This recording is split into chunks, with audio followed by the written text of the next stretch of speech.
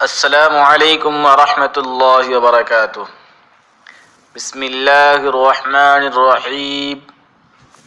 الحمد للہ رب العالمین۔ حضرات، آج ہم بات کرنے والے ہیں غسل جنابت کے بارے میں۔ حضرات، یہ ایک ایسا سبق ہے کہ اگر ہم نے نہیں سیکھا اور عمل نہیں کیا تو ہماری نماز قبول نہیں، ہماری دعا قبول نہیں، اگر یہاں تک کہ ہم نے حج کر لی تو ہماری حج بھی قبول نہیں ہوگی۔ غسل کا حکم قرآن پاک میں واضح طور پر آیا ہے۔ اللہ تعالیٰ ارشاد فرماتے ہیں کہ اگر تم جنابت کی حالت میں ہو تو غسل کر کے پاک ہو جاؤ۔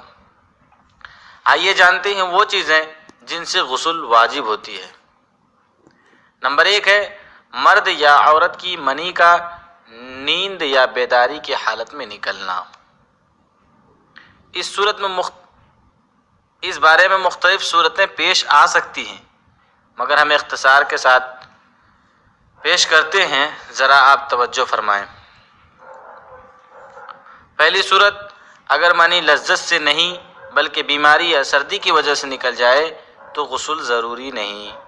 اس کے بارے میں حضرت علی رضی اللہ عنہ سے روایت ہے کہ نبی کریم صلی اللہ علیہ وسلم نے ارشاد فرمایا کہ جب تمہارا پانی تیزی سے یعنی لذت سے نکلے تو غسل کرو۔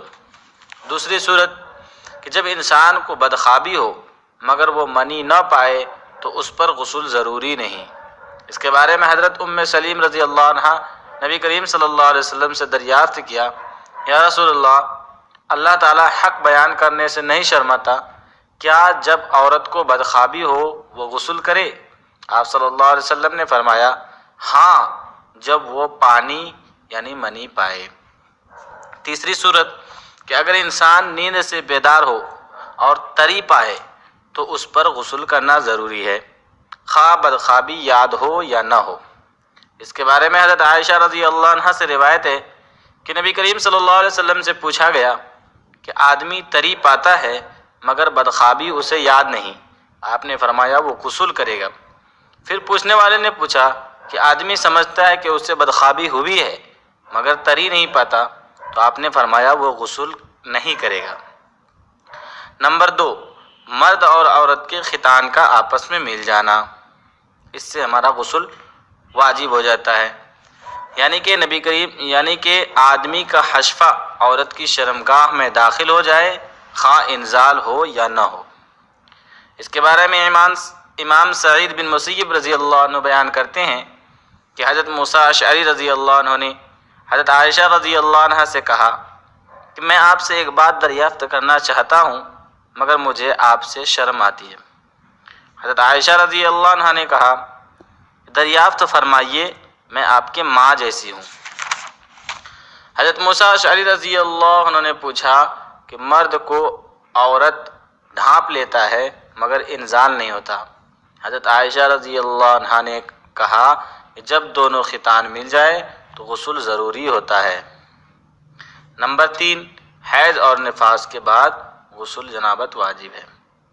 نبی کریم صلی اللہ علیہ وسلم نے ارشاد فرمایا کہ جتنے روز تمہیں حیض آیا کرتا تھا اتنے روز نماز چھوڑ دو، پھر غسل کر کے نماز پڑھو۔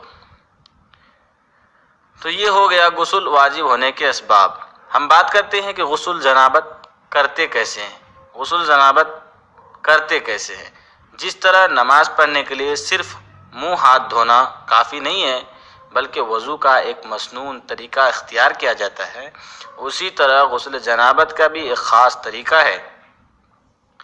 ام مومنین حضرت میمونہ رضی اللہ عنہا بیان کرتی ہیں کہ رسول اللہ صلی اللہ علیہ وسلم نے غسل کا ارادہ فرمایا تو پہلے دونوں ہاتھ دھوئے، پھر شرمگاہ کو دھویا، پھر بایاں ہاتھ جس سے شرمگاہ کو دھویا تھا زمین پر رگڑا، پھر اس کو دھویا، پھر کلی کی اور ناک میں پانی ڈالا، پھر چہرہ دھویا، پھر کونیوں تک ہاتھ دھوئے، پھر سر پر پانی ڈالا اور بالوں کی جڑوں تک پہنچایا۔